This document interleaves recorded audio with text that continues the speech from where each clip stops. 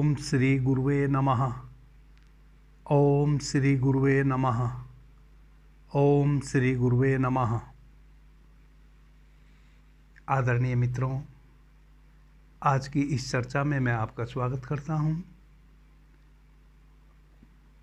आज की हमारी चर्चा का जो विषय है, पहले हमने पीछे 2 चर्चाओं में 12 अंगुल में से 1 अंगुल श्वास को यदि हम बाहर रेचक करना साध लें तो उसके क्या लाभ हैं, 2 अंगुल रेचक बाहर साध लें तो उसके क्या लाभ हैं, और 3 अंगुल रेचक बाहर करने के क्या लाभ हैं, इस संबंध में चर्चा की।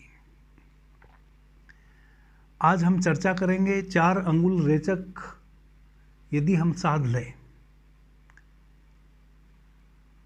तो उसके क्या लाभ हैं।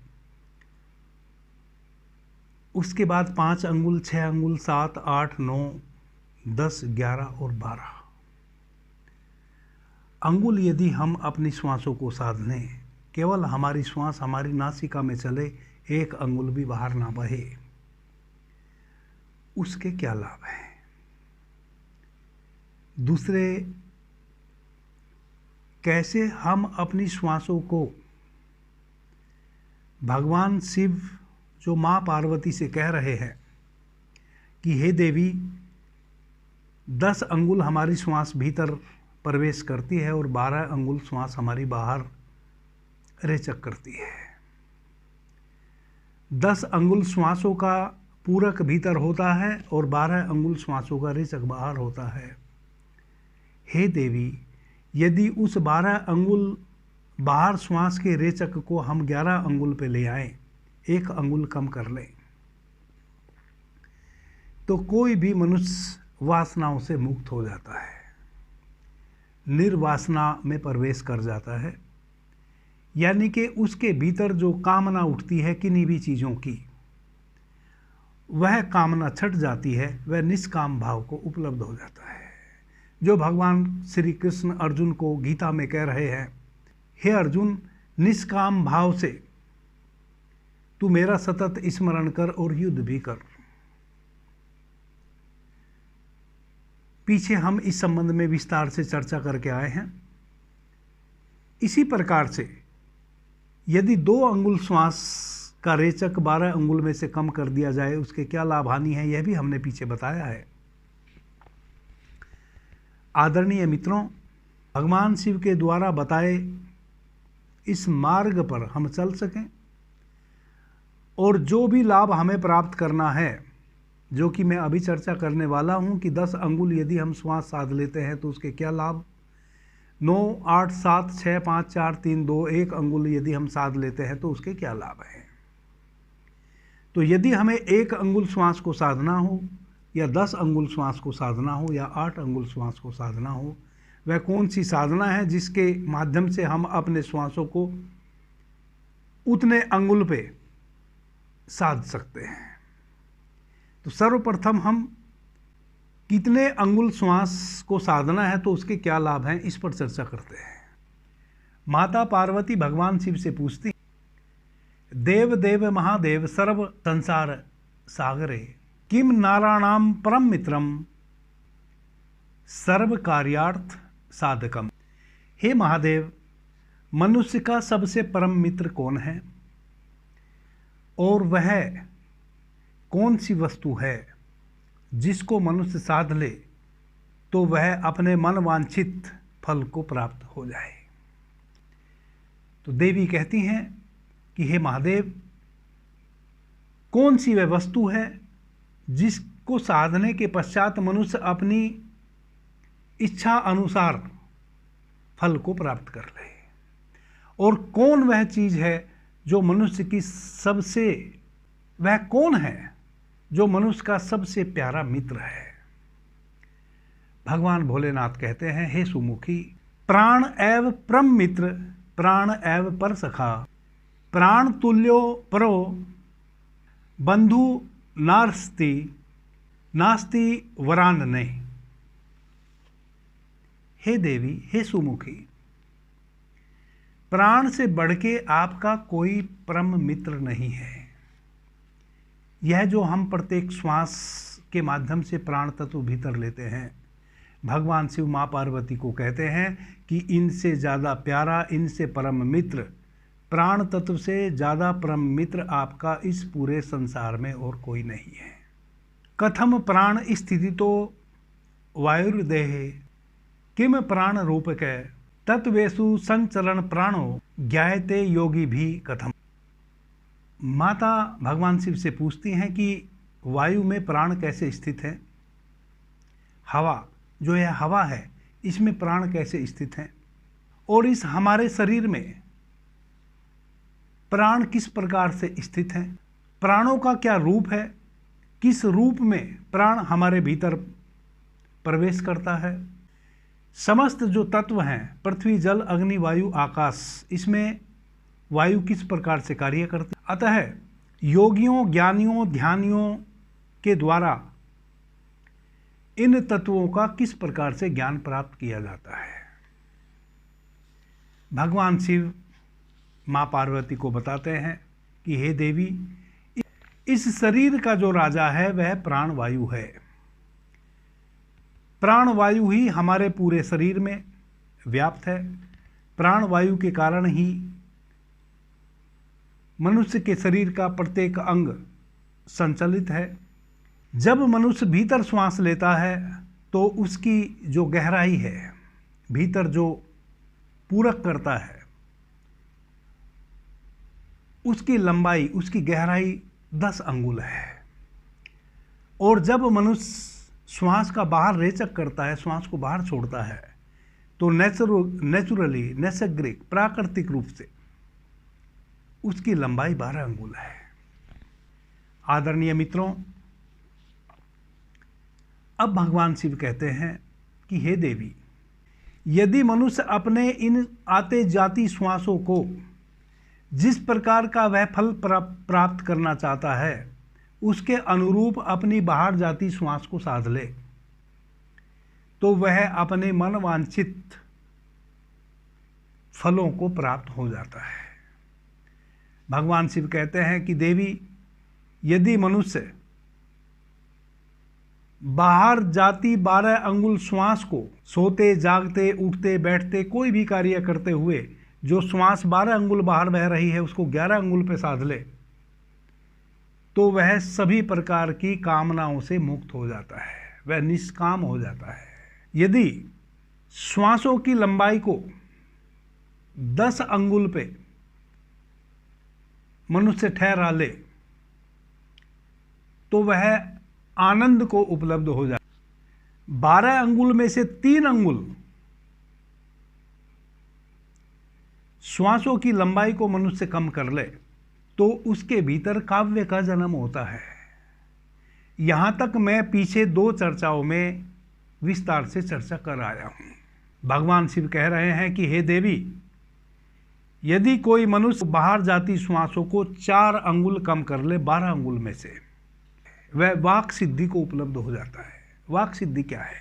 भगवान शिव माँ पार्वती से कह रहे हैं कि हे देवी, यदि 12 अंगुल जो हमारी श्वास बाहर बहती है उसमें से 4 अंगुल कम कर ले साधक, भगवान शिव कह रहे हैं कि वैसा मनुष्य जो भी मुंह से बोल देगा वह पूरा हो जाएगा। जो भी उसका कथन होगा, जो भी वह अपने मुंह से बोल देगा कि यह होना है वही होगा, यह नहीं होना है तो वह नहीं होगा। इसको कहते हैं वाक सिद्धि। मुंह से जो भी वाक्य निकल गया वही पूरा हो गया। ऐसा कैसे हो सकता है? कई मित्रों के भीतर यही विचार उठेगा कि यह कैसे संभव है। आदरणीय मित्रों, अगर अपनी ही हस्ती का तुझे एहसास हो जाए, जिसे तू दूर कहता है वह तेरे पास हो जाए, तू जो कह दे वो हो जाए, तेरी आवाज ऐसी हो तू बिन पर के ही उड़ जाए, तेरी परवाज ऐसी हो। परवाज पक्षी का उड़ना, जब वह उड़ता है उसको परवाज कहते हैं। पंख को फैला के जब पक्षी उड़ान भरता है उसको परवाज कहते हैं। तू जो कह दे वो हो जाए, तेरी आवाज ऐसी हो तू बिन पर के ही उड़ जाए। पर माने पंख, तेरी परवाज ऐसी हो, तेरी उड़ान ऐसी हो। अगर एहसास तुझे अपनी हस्ती का हो जाए, यदि मनुष्य की शक्ति क्या है, मनुष्य को अपनी शक्ति का पता चल जाए,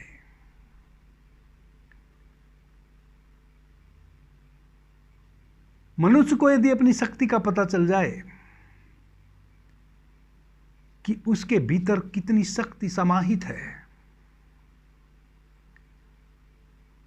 तो यह बहुत छोटी सी चीज है। वाक सिद्धि बहुत छोटी सी चीज है, और यह केवल 4 अंगुल 12 अंगुल से श्वास कम कर लेने से सध जाती है। इसका मतलब यह हुआ कि जब अपनी श्वासों को आप 8 अंगुल से अधिक नहीं बहने देते हैं किसी भी परिस्थिति में, तब आपकी मनोस्थिति, शारीरिक स्थिति वैसी हो जाती है। तब आपका जो मस्तिष्क के गोलार्ध हैं उसमें अणु अणु परिवर्तित होने लगते हैं। आपके भीतर ऊर्जा के नए स्रोत खुलने लगते हैं। अभी तक जो स्रोत कार्य कर रहे थे वह बंद होने लगते हैं, वह लुप्त होने लगते हैं। आपका यह पूरा शरीर 72,000 नाड़ियां आपके शरीर में हैं। पीछे मैंने स्वर विज्ञान पर बहुतेरी चर्चा की है। शिव सर्वोदय विज्ञान नाम से एक प्लेलिस्ट बनाई है, सभी चर्चा आपको उसमें उपलब्ध है। अब तक करीब 38 चर्चाएं उसमें अपलोड हो चुकी हैं। शिव सर्वोदय विज्ञान नाम की जो हमारी चैनल पर एक प्लेलिस्ट है, उस पर मैं विस्तार से चर्चा करके आया हूं। हमारे शरीर में 72,000 नाड़ियां हैं, और वह जो 72,000 नाड़ियां हैं वह पोली हैं, वह खोखली हैं भीतर से। उनमें कोई ब्लड का संचरण नहीं होता है, उनमें विद्युत का संचरण होता है। हम जो श्वास लेते हैं, श्वास के माध्यम से जो प्राण तत्व भीतर लेते हैं, वही प्राण तत्व उन 72,000 नाड़ियों में निग्रह करता है। और जितना अधिक प्राण हम सहजता से भीतर लेते हैं, उतना ही हमारी एक एक नाड़ी तक प्राण तत्व पहुंचता है। जब हम अपनी श्वासों को 8 अंगुल पर साध लेते हैं, तो जो एक श्वासों का रिदम बनता है, और जो एक श्वास और दूसरी श्वास के बीच में गैप बनता है, और श्वास जिस रिदम से हमारे भीतर जाती है, जैसा कि मैंने पीछे जब तत्वों की बात मैं कर रहा था, किस प्रकार से कौन सा तत्व निग्रह करता है हमारी श्वासों के साथ, उस समय मैंने विस्तार से चर्चा की है, सूक्ष्मता से, कि हमारी जो नासिका है, जब हम श्वास भीतर लेते हैं, प्राण तत्व जब पृथ्वी तत्व चल रहा होता है तो श्वास एक विशेष लहर के साथ भीतर प्रवेश करता है। जब जल तत्व चल रहा होता है तो एक विशेष स्पंदन के साथ हमारे भीतर श्वास प्रवेश करता है। जब अग्नि वायु तत्व चलता है, आकाश तत्व चलता है, तो एक विशेष स्पंदन में हमारे भीतर श्वास प्रवाहित होता है। और इतना फर्क पड़ जाता है उस श्वास के भीतर प्रवाह से, एक विशेष स्पंदन से जब श्वास चलता है तो अग्नि तत्व का वह प्रतीक बन जाता है। जब एक दूसरे स्पंदन में श्वास चलता है, जैसे जब अग्नि तत्व चलेगा तो श्वास जो है, जब हम श्वास को बाहर छोड़ेंगे या भीतर लेंगे, तो हमारी जो नासिका का यह ऊपरी हिस्सा है, यह इससे सटते हुए श्वास भीतर प्रवेश करेगा, और इसी से सटते हुए श्वास ऊपर की ओर से, श्वास आपकी नीचे की त्वचा को छूते हुए नहीं आएगा। आपकी नासिका का जो निचला जो फरस है, इसको छूते हुए नहीं आएगा, इसके टॉप को छूते हुए बाहर निकलेगा। जब आप ऊपर से श्वास रगड़ते हुए बाहर आए, इसका मतलब अग्नि तत्व चल रहा है। जब आपका श्वास लेफ्ट जो आपकी दीवार है नासिका की, इससे रगड़ते हुए बाहर आए, इसका मतलब वायु तत्व चल रहा है। जब आपका श्वास पूरी नासिका भरी हुई आए बाहर, इसका मतलब पृथ्वी तत्व चल रहा है। जब आपकी नासिका से ठंडा ठंडा श्वास सीधे नीचे की ओर, पूरी जो नीचे का जो फर्श है इसको छूते हुए नीचे की ओर ऐसे आए तो समझे कि जल तत्व चल रहा है। और जब आपकी नासिका से श्वास निकले और आपकी नासिका से बाहर निकलते ही एक अंगुल पे वह गोल गोल घूम के गायब हो जाए, इसका मतलब आकाश तत्व चल रहा है। इतना प्रभाव पड़ जाता है आपके भीतर श्वास के रिदम से। एक ही श्वास अलग प्रकार से जब आपके भीतर प्रवेश करता है और अलग प्रकार से आपके नासिका से बाहर आता है, रेचक करता है, उससे आपके जीवन में आमूलचूल परिवर्तन आ जाता है। यदि ऊपर के हिस्से से श्वास आ रहा है और उस समय आप अपने मनोस्थिति देखें, उस समय आप कठोर होते हैं। जब आपकी लेफ्ट नासिका के दीवार को छूते हुए श्वास बाहर आता है, उस समय आप बहुत चंचल होते हैं। जिस समय एक अंगुल पे श्वास वहीं का वहीं गोल गोल होके गायब हो जाता है, उस समय आप बिल्कुल निडर होते हैं। आपको कोई फिक्र नहीं होती, कोई चिंता नहीं होती। मिनट, 2 मिनट, 4 मिनट के लिए ही आपकी उस समय सुषुम्ना नाड़ी चल रही होती है, आकाश तत्व चल रहा होता है। केवल 4 मिनट, उस समय आप अत्यधिक निडर होते हैं। उस समय आपको किसी भी प्रकार की चिंता नहीं होती, कोई टेंशन नहीं होती। और जब पृथ्वी तत्व, यानी कि जब आपकी नासिका पूरी भरी भरी चल रही हो, पृथ्वी तत्व का निग्रह हो रहा हो, तब आपके जीवन में स्थायित्व होता है। तब आपके जीवन में, तब आपकी मनोवृत्ति बदल जाती है। तब आपकी मनोवृत्ति ऐसी हो जाती है, संग्रह करने की मनोवृत्ति हो जाती है, शुभ करने की मनोवृत्ति हो जाती है। 1 घंटे में केवल 1 घंटे में आपकी मनोदशा 5 बार चेंज होती है। 5 बार आपकी मनोदशा चेंज हो जाती है। जब आपके भीतर जल तत्व चल रहा होता है, तब आपके विचार बहुत ही शुभ्र हो जाते हैं। जब पृथ्वी तत्व चल रहा होता है, तब भी आपके विचार शुभ्र हो जाते हैं और विचारों में स्थायित्व आ जाता है। यानी कि एक विचार आपने किया, उस पर आप ठहरते हैं। नया विचार जल्दी से नहीं आता है और शुभ्र विचार आता है। जब आप वायु तत्व बह रहा होता है, उस समय आपका मन बहुत चंचल होता है।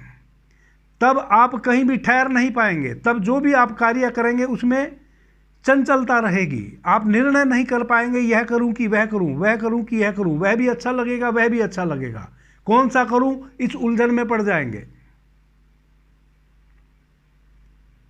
जब अग्नि तत्व चल रहा होगा, तब आप क्रोधित होंगे। तब आपके भीतर आपकी जो मनोवृत्ति होगी वो कठोर होगी। तब जल्दी से आप किसी की बात यूं ही मानने वाले नहीं हैं। अपनी बात मनवाने की कोशिश करेंगे, चाहे गलत ही क्यों ना हो। जब आकाश तत्व चल रहा होगा, तब भी आप बहुत निडर हो जाएंगे। विचार शक्ति आपकी शून्य हो जाएगी। विचार मानो ठहर गए हों कुछ क्षण के लिए। किसी भी प्रकार के विचार का प्रवाह मानो ठहर गया। इतना फर्क पड़ जाता है 1 घंटे में, नाना प्रकार से आप जब श्वास भीतर लेते हैं। उन्हीं श्वासों को यदि आप 8 अंगुल, भगवान शिव कह रहे हैं कि साध लें, केवल 8 अंगुल किसी भी परिस्थिति में आपकी श्वास बाहर आए,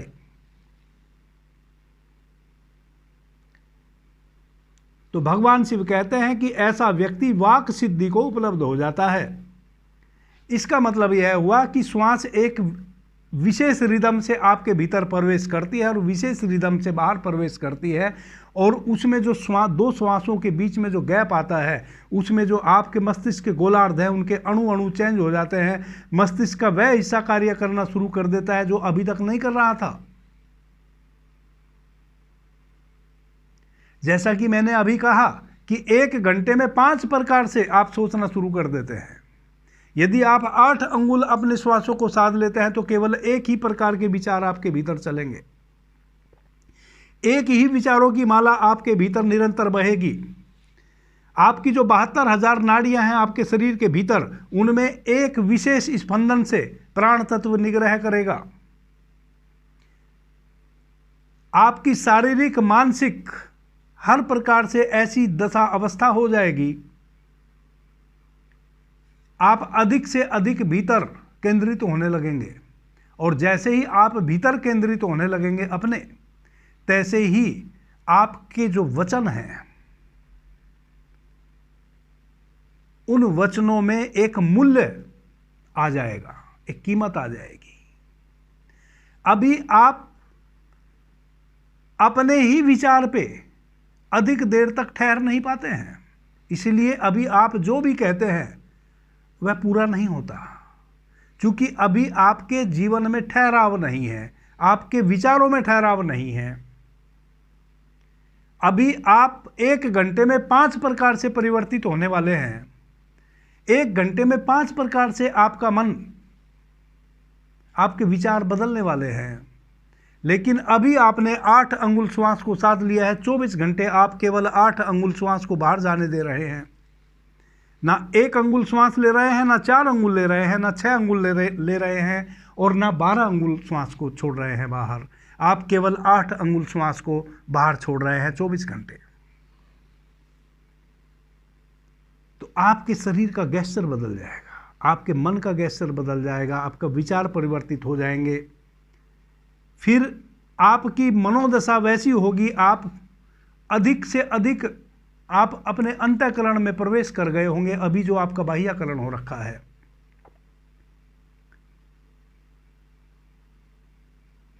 आपके भीतर एक नई शक्ति ने जन्म ले लिया होगा। वही नई शक्ति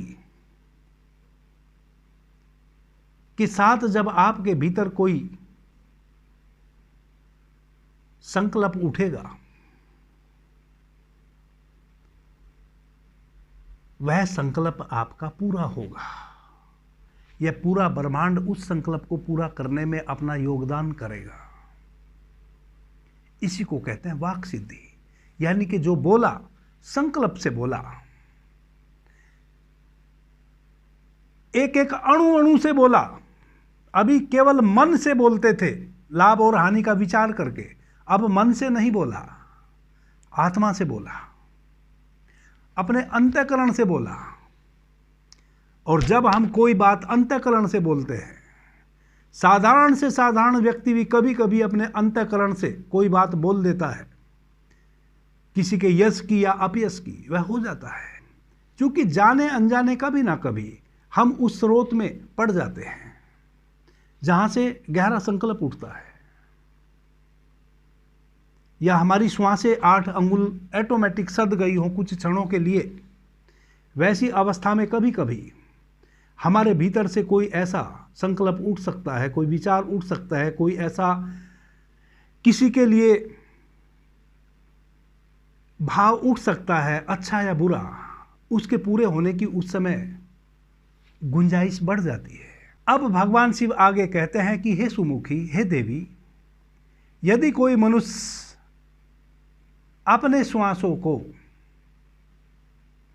5 अंगुल कम कर ले, 5 अंगुल, वह व्यक्ति दिव्य दृष्टि को उपलब्ध हो जाता है। अब यह दिव्य दृष्टि क्या है और कैसे 5 अंगुल श्वास यदि कम कर ले, यानी कि 7 अंगुल श्वास केवल बाहर बहे, तो कैसे दिव्य दृष्टि को उपलब्ध हो जाएगा। आदरणीय मित्रों, पश्चिमी उत्तर प्रदेश में मेरठ एक शहर है, महानगर है। मेरठ महानगर में हस्तिनापुर है, जहां कौरव और पांडवों का जन्म हुआ था।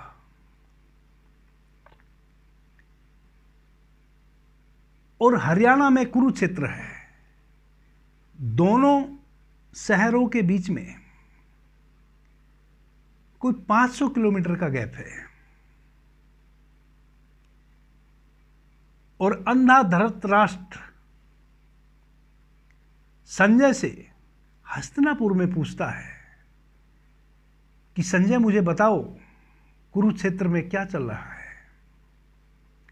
और जैसे आप टीवी देखते हैं ना, वैसे संजय अपने आज्ञा चक्र में आंख बंद करके देखता है युद्ध का पूरा हाल, जैसे स्क्रीन चल रही हो, और अंधे धृतराष्ट्र को बताता है। क्योंकि धृतराष्ट्र अंधा होने के कारण युद्ध में सम्मिलित नहीं हुआ था, लेकिन पुत्र मोह तो था। यह तो जिज्ञासा थी कि अर्जुन को मेरे पुत्र ने मारा कि नहीं, भीम को मेरे पुत्र ने मारा कि नहीं। यह तो जिज्ञासा थी अंधे धृतराष्ट्र की।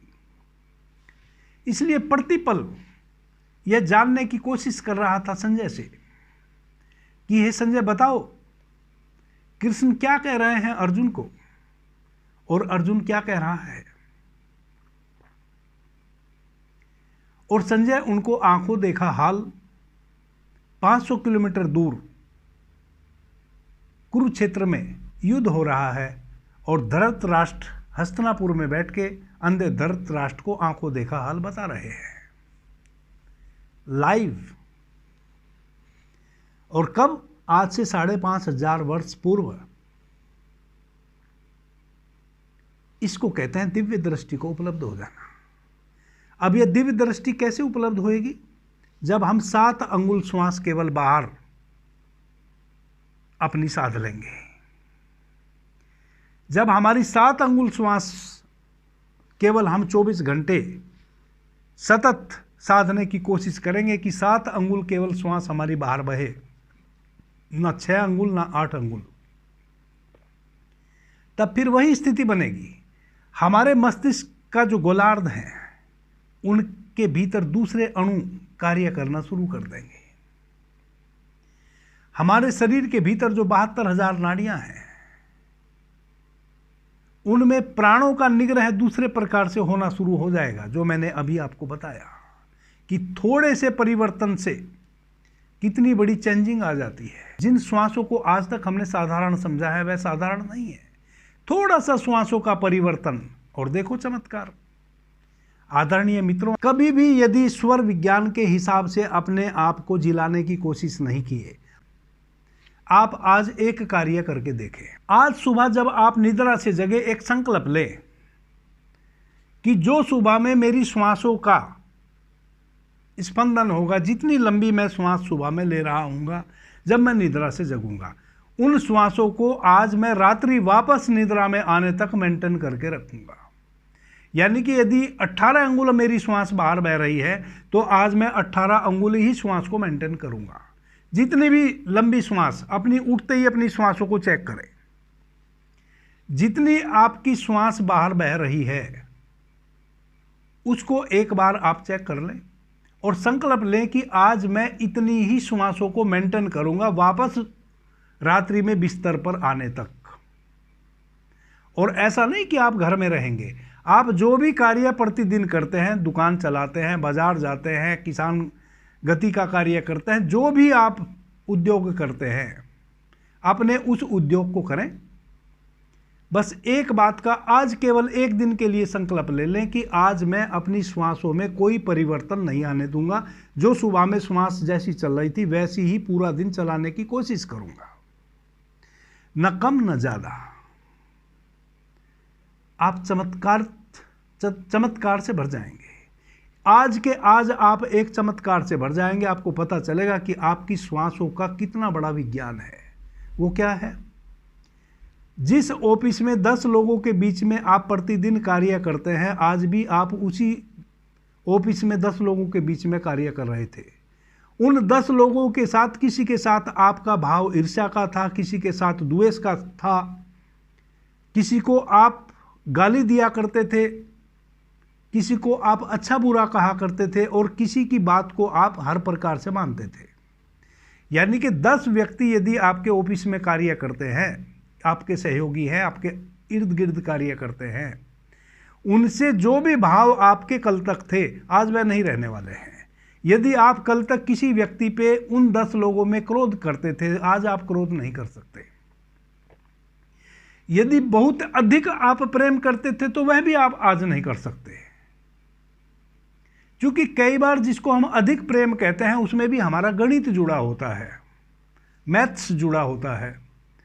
प्रेम एक रत्ती भी नहीं होता, उसमें मैथ्स होता है, उससे हमें शायद कुछ प्राप्त हो रहा है, इसलिए हम प्रेम कर रहे हैं। कर नहीं रहे हैं, प्रेम हो नहीं रहा है, प्रेम उपज नहीं रहा है उसके प्रति। प्रेम हम कर रहे हैं यानी कि दिखावा कर रहे हैं, क्योंकि उससे हमें कुछ अच्छा प्राप्त हो रहा है। तो आज आप वैसा भी नहीं कर पाएंगे, क्योंकि आप यदि अपनी श्वासों को मेंटेन कर लिए तो आप बुरे से तो चूक ही जाएंगे, अच्छे से भी चूक जाएंगे। जो अभी तक आप जिसको अच्छा माने बैठे थे उससे भी आप चूक जाएंगे, बुरे से तो आप चूक ही जाएंगे। आज ना आप क्रोध कर पाएंगे, ना घृणा कर पाएंगे, ना किसी से ईर्ष्या कर पाएंगे, ना वैमनस्य कर पाएंगे। आप आज वैसे ही बने रहेंगे जैसे एक नेचुरल व्यक्ति होता है, केवल एक दिन के अभ्यास से। इसका मतलब क्या हुआ? इसका मतलब हुआ कि आपकी श्वासों का जो वेग है, इसके कारण यह वेग घटता बढ़ता रहता है। कब? जब आप किसी के प्रति ईर्ष्या से भरते हैं तो आपके भीतर ईर्ष्या के भाव आपके मस्तिष्क में चलने शुरू होते हैं, दूसरी ग्रंथियां काम करना शुरू कर देती हैं आपके मस्तिष्क में, और वहाँ से दूसरे प्रकार के स्राव उत्पन्न होने शुरू हो जाते हैं, उनका वह विसर्जित होने लगते हैं, और आप ईर्ष्या में इतने डूब जाते हैं कि आपको पता ही नहीं चलता, आपकी श्वासों की गति बढ़ जाती है। इसी प्रकार से जब आप किसी से वार्तालाप करते हैं और वह आपके मन माफिक बात नहीं कर रहा है तो आपको धीरे धीरे क्रोध आना शुरू होता है, यानी कि उसके विचार आपके मस्तिष्क में, आप उसके विचार पे विचार करते हैं, आप उसकी बातों का प्रति उत्तर देते हैं, और वह जो आपकी बातों का प्रति उत्तर देता है वह विपरीत देता है। आपके मस्तिष्क में क्षण भर के लिए एक विचार चलता है, और जैसे ही नेगेटिव विचार, क्रोध का विचार उत्पन्न हुआ, तैसे ही आपकी श्वासें का रिदम चेंज हो जाता है। यदि आप अपनी उस श्वासों के रिदम को चेंज ना होने दे, लाख आपके मस्तिष्क में विचार चले, आप क्रोध नहीं कर पाएंगे। क्रोध आप तभी कर पाएंगे जब आप अपनी श्वासों की गति को संभाल नहीं पाएंगे। वैसे ही किसी भी प्रकार की कामना, आप काम वासना से भरते हैं। आप किसी स्त्री को देखते हैं, पहले आप पूरी स्त्री को देखते हैं, फिर आपको वह स्त्री कुछ जचती है, आपके मन में विचार चलता है, आहा कितनी सुंदर। फिर आप उसके एक एक अंग को निहारना शुरू करते हैं, और फिर उस अंग के विचार आप अपने मस्तिष्क में उन अंगों के विषय में विचार करना शुरू करते हैं। धीरे धीरे धीरे धीरे कामुक विचार आपके मस्तिष्क में आने शुरू होते हैं और आपकी श्वास की गति बढ़ने लगती है। और कई बार श्वासों की गति इतनी घनी बढ़ जाती है कि आदमी अपराध करने तक के लिए तत्पर हो जाता है। वह काम वासना का विचार इतना गहन अपने मस्तिष्क में इकट्ठा कर लिया होगा, इतना गुणा भाग कर लिया होगा कि उसकी श्वासों का रिदम इतना बढ़ गया होगा कि उसके रोवे रोवे में कामुकता आ गई होगी, और अब वह अपराध कर देगा। अपराध कर देगा, बलात्कार तक वह कर सकता है। जितने भी बलात्कारी हैं ये वही प्राणी हैं जो अपने मस्तिष्क में किसी भी स्त्री को देखते हैं, उसके एक एक अंग का अपने मस्तिष्क में वर्णन करने लग जाते हैं स्वयं ही, और कामुक होते चले जाते हैं। फिर उनके रोवे रोवे में कामुकता समा जाती है, और उनकी जो विचार शक्ति है वह समाप्त हो जाती है। उनको समाज के जो रूल हैं, रेगुलेशंस हैं, उन सब को वह तिरोहित कर देते हैं। उनकी वह बिल्कुल समझ उनके भीतर से समाप्त हो जाती है, और वह अपराध कर बैठते हैं। यदि केवल वह अपने श्वास पे उस समय केंद्रित हो जाएं, उनकी श्वासों की गति ना बढ़े, वह अपराध नहीं कर पाएंगे। क्योंकि श्वासों की गति जब तक नहीं बढ़ेगी तब तक काम वासना आपके रोवे रोवे में व्याप्त नहीं होएगी। केवल मस्तिष्क में एक खुजली उठेगी और मस्तिष्क में ही वह खुजली शांत हो जाएगी। मस्तिष्क से नीचे वह खुजली तभी उतरेगी शरीर पे जब श्वासों की गति बढ़ जाएगी उस विचार के अनुरूप जो आपने अपने मस्तिष्क में विचार लाया। केवल आपकी श्वासों पे ध्यान भर रखने से आप ना क्रोध कर पाएंगे, ना आप ईर्ष्या कर पाएंगे, ना आप द्वेष कर पाएंगे, ना आप किसी भी प्रकार की वासना से भर पाएंगे। इतना प्रभाव पड़ जाता है। अब यदि आपने 7 अंगुल श्वास को साध लिया, 5 अंगुल श्वास को कम कर लिया, तो भगवान शिव कहते हैं कि आप दूरदृष्टा बन जाएंगे। आपके भीतर वह संवेदना उठने लगेंगी, आपके भीतर वैसे रासायनिक स्राव होने लगेंगे कि आप आंख बंद करेंगे कि आपके आज्ञा चक्र पे जिस विषय पे भी आप विचार करेंगे उस विषय से संबंधित चीजें आपके आज्ञा चक्र पे ठहरने लगेंगी। इसी विद्या से दूसरे के मन की बात जानना इसी को कहते हैं। जब आप 7 अंगुल श्वास को बाहर साध लेंगे तो आप ऑटोमेटिक अपने आज्ञा चक्र पे केंद्रित हो जाएंगे। जब आपकी श्वास 7 अंगुल से बाहर नहीं बहेगी, ऑटोमेटिक आपके भीतर जो 72,000 नाड़ियों में प्राण का प्रवाह है वह इस प्रकार से होने लगेगा कि अधिक से अधिक ऊर्जा आपके आज्ञा चक्र पे आके ठहरने लगेगी। यहाँ आपके वर्तुल एक बना लेंगी, धीरे धीरे आपका आज्ञा चक्र सक्रिय होगा और जिस संबंध में भी आप सोचना चाहेंगे, 1000 किलोमीटर कोई चीज़ घट रही है, आप उसका विचार यहाँ करेंगे और 100% आप उस विषय को यहाँ समझ लेंगे। इसको कहते हैं दूरदृष्टि, और यह इस प्रकार से संभव है।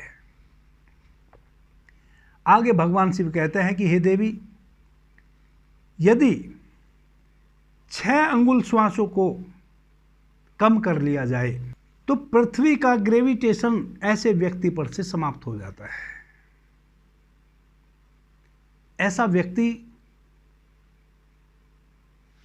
ऐसे व्यक्ति का जब आप 6 अंगुल श्वास को साध लेते हैं, केवल 6 ही अंगुल आप श्वास लेंगे 24 घंटे,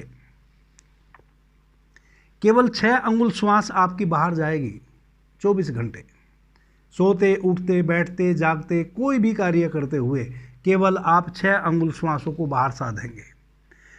कोई भी वैसी स्थिति जो 6 अंगुल श्वास को साधने में आपके सामने खड़ी हो जाए, प्रॉब्लम क्रिएट करे, हर उस परिस्थिति को आप त्याग देंगे।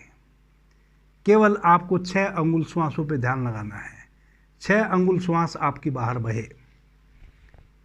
ऐसा व्यक्ति का शरीर इतना हल्का फुल्का हो जाता है कि पृथ्वी का ग्रेविटेशन उस पर काम करना बंद कर देता है। आदरणीय मित्रों, एक नर्तक था जेलेंस्की। जेलेंस्की जब नृत्य करता था तो गोल गोल गोल गोल जब वह नाचता था, एक समय आता था कि नाचने में वह इतना अपने आप को डुबो लेता था, इतना डूब जाता था कि नर्त और जेलेंस्की एक हो जाते थे।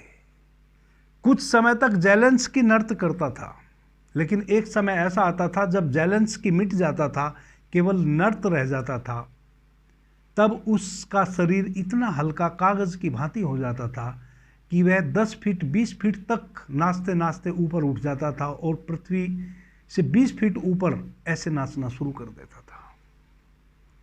पृथ्वी का ग्रेविटेशन जेलेंस्की पर से बिल्कुल समाप्त हो जाता था। भगवान शिव मां पार्वती को कहते हैं कि यदि 7 अंगुल श्वासों को कम कर लिया जाए, 12 अंगुल में से केवल 5 अंगुल श्वास बाहर बहे,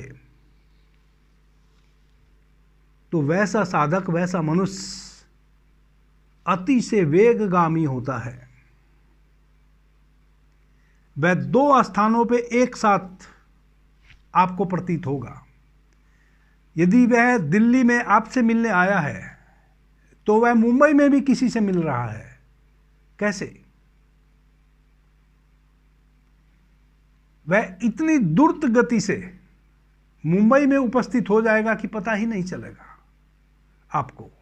आप तनी बाथरूम गए कि वह मुंबई में किसी दूसरे व्यक्ति के सम्मुख है, और तनिक उसकी पलकें झपकी, उसको थोड़ा सा निद्रा आई कि वह फिर वापस दिल्ली आपके पास उपस्थित है।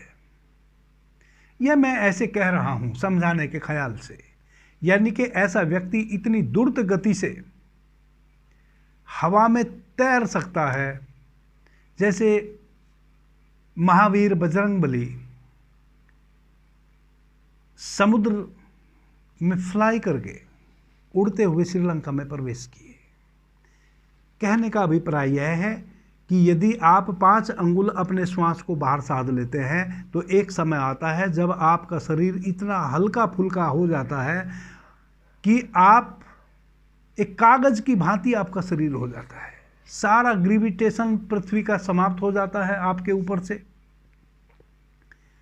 और आप जब चाहें तब द्रुत गति से हवा में प्रवाहित होते हुए एक स्थान से दूसरे स्थान को परिवर्तित कर सकते हैं।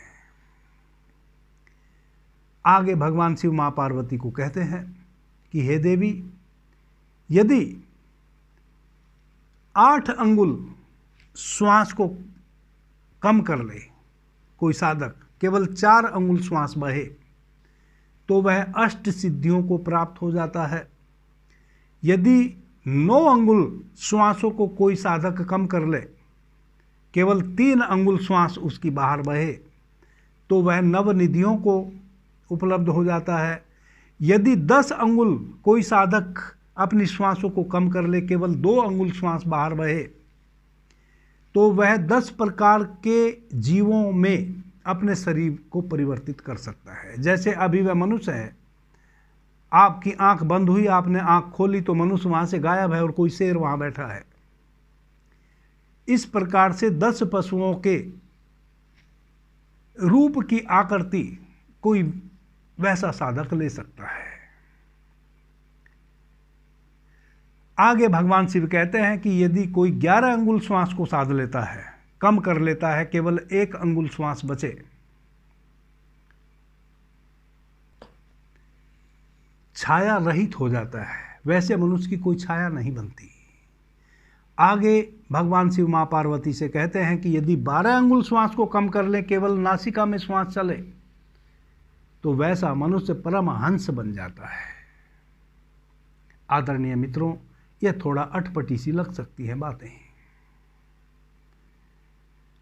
क्योंकि जो हम प्रथम दृष्टा मैं जो कह रहा हूं, आप जो सुन रहे हैं, तो लग सकता है कि यदि छाया किसी की कम हो जाए तो उससे हमें क्या लाभ होगा, कोई परमहंस बन जाए तो उससे हमें क्या लाभ होगा, 10 शरीरों में परिवर्तित हो जाए तो उससे उसका फायदा क्या, उसका लाभ क्या। आदरणीय मित्रों, जैसा कि मैंने पीछे कहा, जब आप श्वासों को, जब हमारी श्वासें एक विशेष रिदम में भीतर प्रवेश करती हैं और बाहर उनका रेचक होता है, भीतर पूरक होता है, तब हमारे पूरे शरीर में आत्मा के तल पे, शरीर के तल पे और मन के तल पे, यानी कि बुद्धि के तल पे, मन यानी कि बुद्धि, आमूल चूल परिवर्तन होते हैं। जब भगवान शिव मां पार्वती से कहते हैं कि यदि 10 अंगुल आप श्वासों को कम कर लें, केवल 2 अंगुल श्वास बहें, तो वैसा मनुष्य किसी भी पशु के तरह 10 प्रकार के पशुओं में अपने शरीर को परिवर्तित कर सकता है। इसका मतलब यह हुआ कि वैसा मनुष्य इतना ज्योतिर्पुंज हो जाता है, यह जो हमारा स्थूल शरीर है, यह इतना ज्योतिर्पुंज हो जाता है कि यदि भीतर संकल्प हमारा इतना प्रगाढ़ हो जाता है कि यदि वैसा मनुष्य अपने आज्ञा चक्र पे एक संकल्प ले कि सामने वाले को मैं शेर दिखूं, तो उसके शरीर में इतनी शक्ति व्याप्त हो जाती है कि सामने वाले को आप शेर की भांति दृश्यमान होंगे। ऐसा नहीं है कि आप मनुष्य से शेर बन जाएंगे, दृश्यमान होंगे। कैसे? एक जादूगर, आपने जादू देखा होगा, एक जादूगर आपके सामने किसी की गर्दन काट देता है, गर्दन अलग और बाकी शरीर का धड़ अलग। और मैंने भी अपनी आंखों से देखा, मेरी आंखों से तो आंसू भी कई बार बहे, और फिर वह जोड़ देता है। एक बच्चे को लिटाता है, ऊपर चादर डाल देता है और फिर उसकी गर्दन काट देता है, और गर्दन वो अलग ऐसे पकड़ लेता है और धड़ उसका अलग होता है, और फिर जोड़ देता है। आपके हाथ में एक सिक्का देता है, आप बाकायदा सब देखते हैं कि वह उसके हथेली पे सिक्का रखता है और फिर कहता है कि मुट्ठी बंद कर लो, और वह मुट्ठी बंद करता है, और फिर वह जादूगर कुछ थोड़ा इधर उधर की बात करके फिर उसके पास आता है और कहता है कि लाओ मेरा सिक्का वापस दो। तो उसके हाथ में वो सिक्का मिलता नहीं। वो कहता है कि ज़रा अपनी पॉकेट चेक करो। तब वह अपनी पॉकेट चेक करता है तो सिक्के के बजाय कुछ और उसकी पॉकेट से निकलता है। ये क्या है? वह जादूगर जो आपको दिखाना चाहता है, आप उस समय वह देख रहे होते हैं, वह आपकी नज़र को बांध लेता है। तो जब 10 अंगुल श्वास को आप कम कर लेते हैं, केवल 2 अंगुल श्वासों को ले आते हैं, उस समय आपके मन के तल पे आप उस समय इतने स्ट्रांग होते हैं। जैसा कि पीछे मैंने शिव सर्वोदय विज्ञान पे जब मैं विस्तार से चर्चा कर रहा था, तो मैंने बताया कि जब हमारा चंद्र स्वर चलता है, उस समय हमारा दाहिने मस्तिष्क का गोलार्ध कार्य करता है, और उस समय हम मन के तल पे बहुत ही स्ट्रांग होते हैं। जब आप 2 अंगुल अपनी श्वासों को साध लेते हैं, और श्वासों को साधने का मतलब है कि किसी भी कार्य को करने के समय आपकी श्वासें 2 अंगुल से अधिक ना बहें। सद जाने का मतलब है कि अब आपको श्वास छोड़नी नहीं पड़ रही है, वो ऑटोमेटिक 2 अंगुल चल रही हैं। वैसी अवस्था में आप मन के तल पे इतने स्ट्रांग होते हैं कि यदि आपने यह अपने आज्ञा चक्र पे संकल्प लिया कि मैं दूसरे को शेर की भांति दिखूं, तो उसको आप में शेर ही नजर आएगा, और उसको दहाड़ता हुआ शेर नजर आएगा, और वह व्यक्ति वहां ठहर नहीं सकता, वह भाग जाएगा।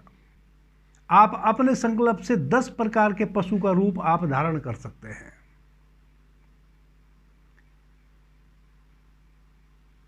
आपका आज्ञा चक्र इतना प्रगाढ़ होगा, आपकी मानसिक शक्ति इतनी प्रगाढ़ होगी कि जो भी आप सोचेंगे वह हो जाएगा। उसके बाद भगवान शिव कहते हैं कि यदि 11 अंगुल श्वास को कम कर लिया जाए तो आप छाया रहित हो जाएंगे।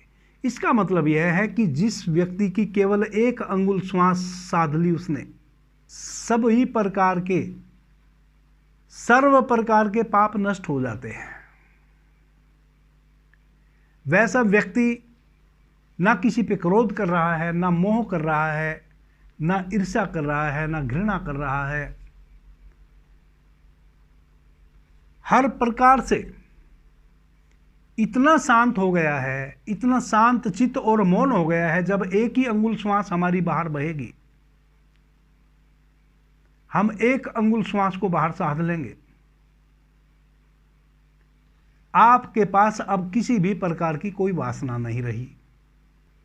और जब कोई मनुष्य सर्व प्रकार की वासनाओं से मुक्त हो जाता है, तब उसके पास कलुषता कुछ बची ही नहीं। वह बिल्कुल पारदर्शी हो गया, वह बिल्कुल पारस के समान हो गया, वह बिल्कुल गंगा जल के समान हो गया। अब उसकी छाया का मतलब है कि कोई पाप कर्म उसका बचा ही नहीं। छाया हमेशा नेगेटिव मानी जाती है, छाया काली होती है। कभी आपने देखा कि छाया का रंग लाल हो?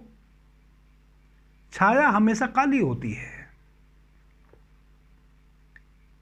काली मां लिए हुए। अब आपके पास कोई कलुषता बची ही नहीं। इसका अर्थ यह है आगे भगवान शिव कहते हैं मां पार्वती को कि हे देवी, यदि 12 अंगुल पूरा श्वास कम कर लिया जाए, केवल आपके नथुनों में श्वास चले, तो वैसा व्यक्ति साक्षात परमहंस बन जाता है। वैसा व्यक्ति अपने भीतर उस अमृत को प्राप्त कर लेता है, उस ब्रह्मनाद में डूब जाता है, उस अमृत को प्राप्त कर लेता है जिस अमृत के लिए, जिस ब्रह्मनाद के लिए देवता भी तरसते हैं। अब यह बड़ी महत्वपूर्ण बात है। आपने सुना होगा कि मनुष्य शरीर के लिए देवी देवता भी तड़पते हैं। अपने गुरु से, अपने बुजुर्गों से जरूर सुने होंगे कि इस मनुष्य शरीर के लिए देवता भी तरसते हैं। 84 लाख योनि भोगने के पश्चात यह मनुष्य शरीर मिलता है और इस मनुष्य शरीर के लिए देवता भी तड़पते हैं। यह मनुष्य शरीर बड़ा अद्भुत है। इस पूरे ब्रह्मांड में या तो यह ब्रह्मांड 5 तत्वों से निर्मित है या केवल यह मनुष्य का शरीर 5 तत्वों से निर्मित है। बाकी जितने भी शरीर हैं, चाहे वह पेड़ हैं, पौधे हैं, सरीसृप है, जीव जंतु, पशु पक्षी इत्यादि, जो भी चर अचर प्राणी हैं, वह सब कोई एक तत्व से निर्मित है, कोई 2 तत्व से निर्मित है, कोई 3-4 तत्व से निर्मित है। केवल मनुष्य का शरीर ऐसा है जो 5 तत्वों से ब्रह्मांड निर्मित है और 5 तत्वों से मनुष्य का शरीर निर्मित है। और दूसरी सबसे अद्भुत बात मनुष्य के शरीर में यह है कि आपने सुना होगा कि देवलोक में अमृत का पान करते हैं देवता। इस मनुष्य के भीतर ही वह अमृत का पान आप कर सकते हैं, इस मनुष्य शरीर में रहकर ही। अमृत कोई स्वर्ग की वस्तु नहीं है, अमृत तो अंतर जगत की वस्तु है। अंतर जगत यानी कि आपके भीतर। जब भी आप किसी भी शास्त्र में अमृत की चर्चा सुनते हैं तो आप इसका अर्थ कभी भी यह मत लगा लेना कि कोई ऐसा इस ब्रह्मांड में स्थान है जहां अमृत झर रहा है और आप वहां जाके उस अमृत का पान कर सकते हैं, जिसको हम स्वर्ग कहते हैं ना। जब भी किसी ने अमृत का पान किया है, अपने अंतःकरण में ही किया है। जब भी अभी कोई वर्तमान में यदि किसी ने अमृत का पान किया है तो वह अपने भीतर ही किया है। जब भी कभी कोई भविष्य में अमृत का पान करेगा तो अपने भीतर ही करेगा। मनुष्य के शरीर को छोड़कर और कहीं भी अमृत का पान नहीं किया जा सकता। मनुष्य के शरीर को छोड़कर और कहीं भी वह ब्रह्मनाद उस ओमकार में नहीं डूबा जा सकता। वह ओमकार का नाद केवल उस ओमकार में ब्रह्मलीन हो सकता है, केवल मनुष्य शरीर में रहकर जीव उस अमृत का पान कर सकता है। कोई भी जीव इस मनुष्य शरीर में रहकर, दूसरा कोई उपाय नहीं है। कभी भी इस भ्रम में ना पड़े कि हम मरकर कहीं स्वर्ग में जाएंगे और वहां अमृत का पान करेंगे। ऐसा कोई कहीं स्वर्ग नहीं है जहां आपको अमृत का पान करने मिले। स्वर्ग और नरक सब यही है। जब आप अपनी श्वासों को 12 अंगुल कम कर लेते हैं और नासिका में ही साध लेते हैं, आपकी वह अवस्था होती है जब आप स्वर्ग में होते हैं। क्यों? चूंकि अब आपके भीतर कोई हलन चलन नहीं है। आप सभी चीजों से स्वयं को जानते जानते मुक्त कर लिए हैं। आपने सुना है ना, हमारे ऋषि कोई 1000 वर्षों तक तपस्या किया, कोई कई हजार वर्षों तक तपस्या किया।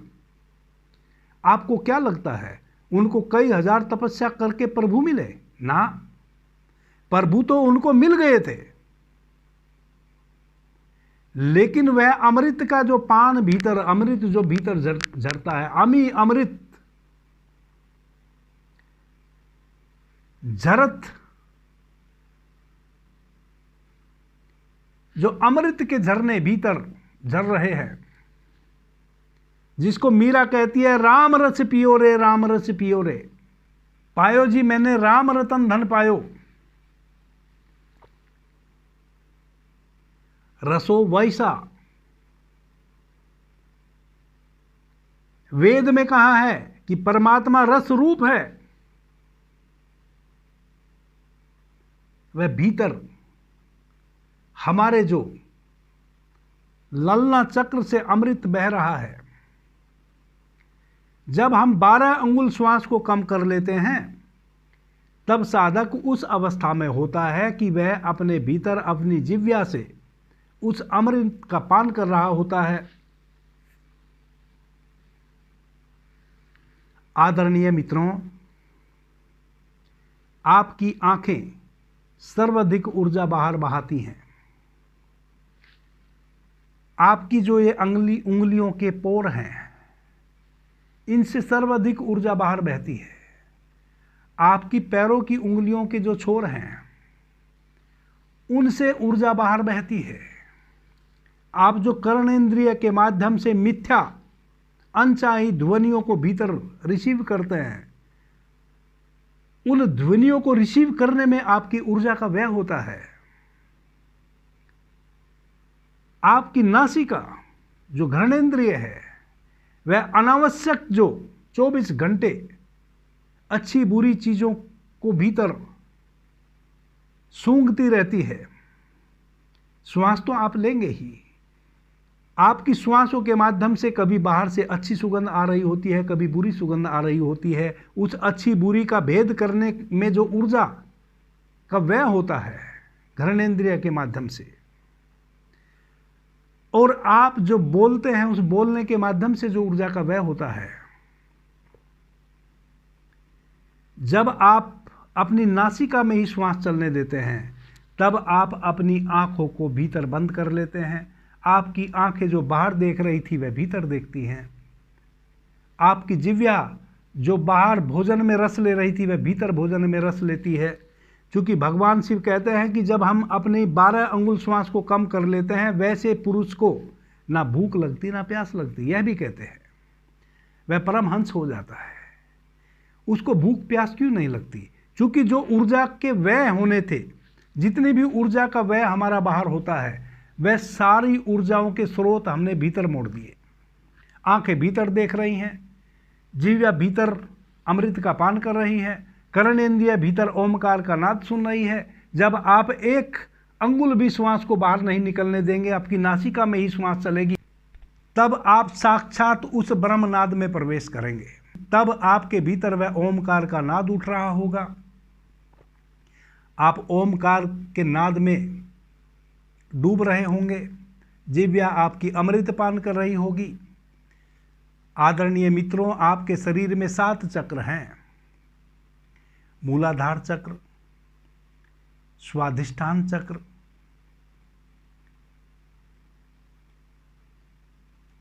मणिपुर चक्र, अनाहत चक्र, आज्ञा चक्र, सहस्त्रार चक्र। जितने भी आपके 7 आपके शरीर में चक्र है, प्रत्येक चक्र की अपनी सुगंध है। आप उस सुगंध को जानते नहीं हैं। मनुष्य ने इस भौतिक जगत में यदि सबसे सुगंधित कोई वस्तु खोजी है तो वह खोजी है कस्तूरी, जो हिरण की नाभि में बसती है। वह हिरण की नाभि से प्राप्त की जाती है।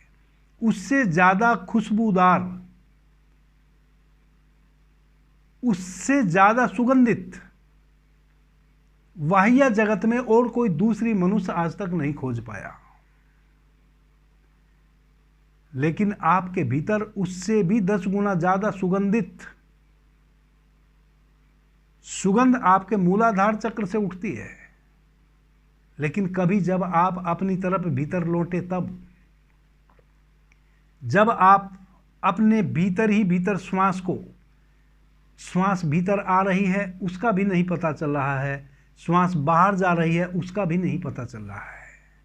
ऐसा नहीं कि पता नहीं चल रहा है, बाहर पता नहीं चल रहा है। यदि आप उंगली से बाहर श्वास को देखेंगे तो पता ही नहीं चलेगा श्वास कब भीतर गई और कब बाहर आई। यानी कि आप इस प्रकार से ठहर गए, सारी इंद्रियों को इस प्रकार से ठहरा लिया कि अब आपको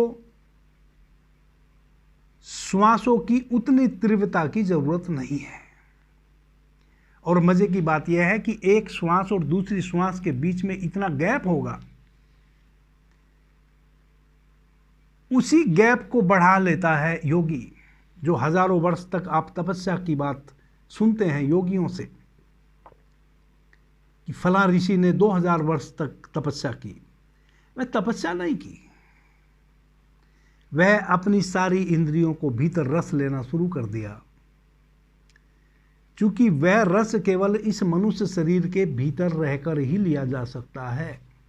अभी तो हम 60, 80, 100 साल जीते हैं, इसमें अधिकांश समय हमारा 90% समय हमारा जंजालों में ही बीत जाता है। 90% समय जब हमारा बीत जाता है तब हमें पता चलता है कि यार दांत का क्या उपयोग था।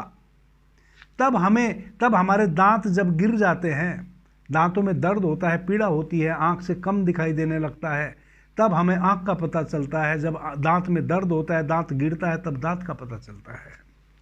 तब तक हमें अपने शरीर के अंगों का पता ही नहीं होता कि आंख कितनी महत्वपूर्ण है और दांत कितने महत्वपूर्ण हैं। हम इतने बाहर अपने से जा चुके होते हैं कि जब तक हमारे शरीर के किसी अंग में पीड़ा ना हो, वह व्याधि से ग्रस्त ना हो, तब तक तो हमें यही ना पता चलता है कि नाक भी है, कान भी है, दांत भी है, आंख भी है। तो हम तो अपना सारा समय गवा चुके होते हैं। और जो 10% किसी भाग्यशाली को लास्ट में जीवन के जब 10% समय उसके पास बचा होता है, पता चल भी जाए, असली जीवन जीने का कहीं से स्रोत मिल भी जाए, तब उसके पास ऊर्जा नहीं बचती। आदरणीय मित्रों, आपने देखा होगा जो आप भोजन ग्रहण करते हैं, उस भोजन को डाइजेस्ट करने के लिए भी आपको ऊर्जा चाहिए। भोजन आप ग्रहण क्यों करते हैं? आपको ऊर्जा की अनिवार्यता है। लेकिन मजे की बात यह है कि जो भोजन आपने ऊर्जा प्राप्त करने के लिए अभी ग्रहण किया है भीतर, उस भोजन को डाइजेस्ट करने के लिए भी ऊर्जा चाहिए। यदि एक बीमार व्यक्ति इतना बीमार हो गया है कि उसके भीतर ऊर्जा बची ही नहीं, तो फिर वह भोजन ग्रहण नहीं कर पाता। और भोजन यदि उसको ज़बरदस्ती खिला भी दिया जाए तो वह भोजन पचेगा नहीं, इनडाइजेशन हो जाएगा, वह मर जाएगा। इसलिए बीमार आदमी को सुपाच्य भोजन दिया जाता है, जिसको पचाने में ऊर्जा की ज़रूरत ना पड़े। वैसे ही जब आपके पास अब 10% ऊर्जा बची, उस 10% ऊर्जा से आप कहाँ पहुँचेंगे? कहीं भी नहीं पहुँचेंगे। वोल्टेज बिल्कुल डाउन है। अब ना बिजली का पंखा चलेगा, क्योंकि पंखे चलने को उसको भी 220 वोल्टेज चाहिए, एक बल्ब को भी 220 वोल्टेज चाहिए। अब ना वाटेज बचे और ना वोल्टेज बची, सब समाप्त हो गया। इसलिए पुकार फिर उठती नहीं। जब हम बीमार हो जाते हैं, जब हम भूखे होते हैं, 2 दिन 3 दिन हमें रोटी ना मिले, तब फिर हम भगवान को पुकारते हैं। रोटी की पुकार उठती है हमारे भीतर। तब हमें चांद भी यदि हम देखें तो हमें वह रोटी की तरह दिखाई देता है। 3 दिन के भूखे आदमी को चांद भी रोटी ही दिखाई देगा। चांद में भी रोटी दिखेगी, लेकिन फिर उसको रोटी मिलती नहीं, क्योंकि अब जब वह 2 दिन का भूखा है तब वह पुकार रहा है परमात्मा को कि मैं भूखा हूं, मुझे रोटी दी जाए। अब पुकार पहुंच ही नहीं रही उस तक। जब पेट भरा था तब तो पुकारा नहीं, तब पुकार उस तक पहुंच सकती थी, तब आपके पास शक्ति थी, तब आपके पास ऊर्जा थी अधिक ऊर्जा को पचाने के लिए। अब जब बिल्कुल ऊर्जा बची ही नहीं, अब परमात्मा को पुकारोगे, पुकारा ही नहीं जाएगा। परमात्मा तो सुन लेगा, उसके यहां तक आपकी आवाज नहीं पहुंचेगी, आवाज नहीं पहुंचती। जब कोई बीमार होता है, सारे अंग खो चुका होता है, तब परमात्मा को याद करता है, पहुंचती नहीं, आवाज नहीं पहुंचती। पहुंचनी भी नहीं चाहिए। जिन चीज़ों में पूरा जीवन बिताया है, जिन चीज़ों में पूरा जीवन रस लिया है, क्यों पहुंचे? नहीं पहुंचनी चाहिए, पहुंचती भी नहीं। और कोई परमात्मा सुनने वाला है भी नहीं। यह सब गलत ख्याली में पूरा जवानी बीत जाती है आदमी की। कि कोई परमात्मा है, लास्ट में पुकार लेंगे। अपने बेटों के नाम रख लेते हैं, राम प्रसाद,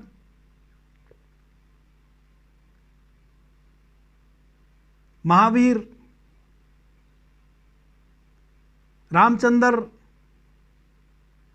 कि इस बहाने रामचंद्र का नाम ले लेंगे। ऐसा नहीं होता। कोई चालाकी वहां काम नहीं आती। क्यों नहीं आती?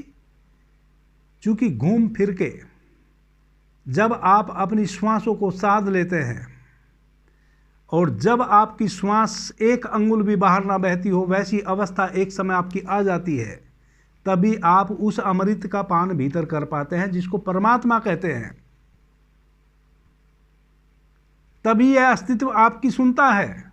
जब आपके सारे विचार छट जाते हैं, जब आप परमहंस हो जाते हैं, जब आपके पास कोई कलुषता ना बची, कोई दाग ना बचा, कोई धब्बा ना बचा, कोई वासना ना बची, जब आपकी सारी इंद्रियां अब बाहर रस नहीं ले रही हैं, भीतर भीतर मुड़ गई,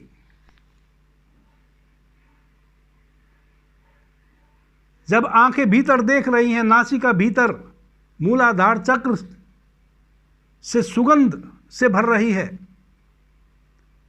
कान भीतर ओमकार नाद में डूब रहे हैं, तब उस ब्रह्म के द्वार खुलते हैं। तब उस शिवलोक में आप प्रवेश करते हैं और तब आप इस ब्रह्म से ही जुड़ जाते हैं। तब आप कहते हैं अहम ब्रह्मास्मि तत्वमसि श्वेत केतु। मैं भी परमहंस हूं और तुम भी परमहंस हो। बस मैंने आंख भीतर खोल ली और तुम आंख बाहर खोले हुए हो। तो भगवान शिव कहते हैं कि हे देवी, जो मनुष्य 12 अंगुल श्वास को कम कर देता है, केवल नासिका में श्वास को लेता है, वैसे व्यक्ति को ना भूख लगती ना प्यास लगती, और वैसा व्यक्ति मुझ शिव को प्राप्त हो जाता है। वह शिवलोक में प्रवेश कर जाता है, वह कहीं तो शिव हो जाता है। आदरणीय मित्रों, सवाल उठता है कि हम इन श्वासों को कैसे साधें। सीधी सी बात है, सीधी सीधी सी बात है, कोई बहुत बड़ा गणित नहीं है। श्वास आपकी चल ही रही है, वह आपको चलानी भी नहीं पड़ रही। आप अलग अलग प्रकार की व्याधियों से ग्रस्त होते हैं, मानसिक रूप से आपका श्वास परिवर्तित होता है। प्रतिदिन संकल्प ले सुबह में, अब यह जो 12 लाभ आप अपनी श्वासों से ले सकते हैं। 12 अंगुल श्वास यदि आपकी बह रही है नेचुरली, उतने पे भी यदि आप स्वयं को साध लेते हैं तो ना आपके जीवन में कोई दुख आएगा और ना सुख आएगा। जब ना दुख आता है ना सुख आता है, तब क्या होता है? आनंद होता है। भगवान बुद्ध कहते हैं कि दुख है, दुख का कारण है और दुख का निवारण है, और एक दुख मुक्त अवस्था है। यह 4 आर्य सत्य हैं। दुख है यह पहला सत्य, दुख का कारण है यह दूसरा सत्य, और दुख का निवारण है यह तीसरा सत्य, और चौथा सत्य दुख मुक्त अवस्था, वह है आनंद। तो यदि आप 12 अंगुल अपनी श्वासों को साध लें, जो कि नेचुरल है, 10 अंगुल आप भीतर श्वास को भरते हैं और 12 अंगुल श्वास को बाहर छोड़ते हैं, इसको भी यदि आप साध लें, तब आपके जीवन में आनंद ही आनंद है। लेकिन फिर श्वास आपकी 13 अंगुल ना जाए, इस 12 अंगुल को भी आपको साधना पड़ेगा, क्योंकि आपकी श्वासें तो 100 अंगुल तक बह जाती हैं। जब आप निद्रा में होते हैं तो आपकी श्वासें 100 अंगुल बाहर बहती हैं। इस 12 अंगुल को साध लो तो आपका जीवन खुशियों से भर जाएगा। 1 अंगुल कम कर दो, 11 अंगुल पे ले आओ, आप वासनाओं से मुक्त हो जाएंगे। इस प्रकार से भगवान शिव ने 2 अंगुल कम कर लेंगे तो क्या लाभ होगा, 3 कर लेंगे तो क्या लाभ होगा। इस प्रकार से आप 12 अंगुल यदि कम कर लेंगे तो परमहंस हो जाएंगे। पूरे जीवन का गणित बता दिया माँ पार्वती को। आप यदि सांसारिक होकर जीना चाहते हैं, सांसारिक सुखों से ओतप्रोत होकर जीना चाहते हैं, तो 12 अंगुल श्वास को साध लो। 12 अंगुल से 13 अंगुल ना बहे, इसको साध लो। जीवन में आपको एक चीज को तो साध ही लेना होगा कि आपके जीवन में उखड़ा पुखड़ापन नहीं चलेगा। उथले उथले यदि आप जिएंगे तो आप हर प्रकार के कष्ट से भरे ही रहेंगे। आपको जीवन में एक रास्ता तो बनाना ही पड़ेगा और उस रास्ते पे चलना पड़ेगा। या तो 12 अंगुल श्वास को साध लो, 11 साध लो, 10 साध लो, 9 साध लो, या फिर उथल पुथल जैसे जीना है वैसे जियो, लेकिन मर्जी आपकी है। आप यदि 7वीं मंजिल पे सीढ़ी के द्वारा ऊपर गए हैं तो भलमानुसी इसी में है, अच्छाई इसी में है कि आप सीढ़ी से ही वापस आए भी नीचे। अब यदि आप 7वीं मंजिल जाए तो सीढ़ी से, और कहें कि अब सीढ़ी से मैं ना जाऊंगा, अब तो मैं छलांग लगा के डायरेक्ट ही नीचे कूदूंगा, तो फिर हाथ पैर टूटेंगे, मर भी सकते हैं, सिर फट सकता है, अपाहिज होके जी सकते हैं, कुछ भी हो सकता है। इसको कहते हैं उथला पुथला जीवन। सहज जीवन क्या है कि 7वीं मंजिल सीढ़ी से चढ़े हैं, सीढ़ी से ही वापस नीचे उतरेंगे। असहज जीवन क्या है कि चढ़े तो सीढ़ी से है लेकिन ऊपर से कूदेंगे तो मरेंगे, नहीं मरे तो हाथ पैर टूटेंगे, कुछ ना कुछ गलत होगा। मर जाएंगे तो भी कोई फिक्र नहीं, लेकिन यदि हाथ पैर टूट जाए, अपाहिज हो जाएं, लाचार हो जाएं, यह बहुत बुरा होगा। आदरणीय मित्रों, कहने को अभी और बहुत कुछ है बाकी था, लेकिन इस चर्चा को यहीं समाप्त करते हैं। अभी के लिए इतना ही। आपने मुझे ध्यान से प्रेम से सुना, उससे मैं बहुत अनुग्रहित हूँ। सभी मित्रों को मेरा प्रणाम, धन्यवाद। हर हर महादेव।